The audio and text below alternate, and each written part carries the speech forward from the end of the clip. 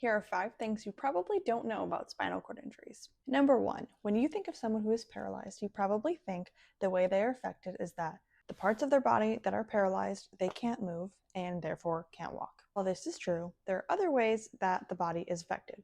For example, certain levels of the spine control certain areas of the body. So the lower levels of the spine control things like bladder, bowel, sexual function. People with spinal cord injuries usually use interventions to be able to go number 1 and number 2, and some men use interventions for intimacy. Number 2, going off that same kind of topic, people assume that people who are paralyzed cannot have kids or have families.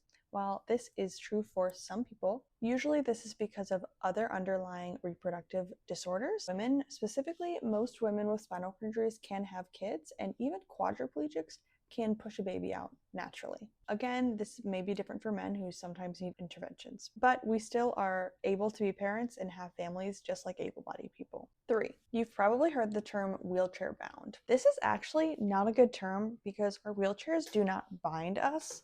Without our wheelchairs, we wouldn't be able to move around at all. Our wheelchairs are actually our legs, and they give us freedom that we wouldn't have if we weren't on wheels. Number 4, another stereotype about being paralyzed is that we don't live happy lives and our lives are somehow less than they were before becoming paralyzed. While it is a lot harder and there's a lot of grief and difficulty we deal with when becoming paralyzed, our lives are just as full as able-bodied people's lives, if not more. We value life in a new way because of our injuries. 5, many people assume that using terms like handicapable, special needs, or just ignoring the word disabled altogether, that this is some way better than just saying the word disabled. Disabled is not a bad word, and we'd rather you just call us disabled because you're beating around the bush and it kind of gives the impression that you're uncomfortable around disability. It's not a bad thing to call someone disabled. It's just the fact. And most of us are proud of our disabilities.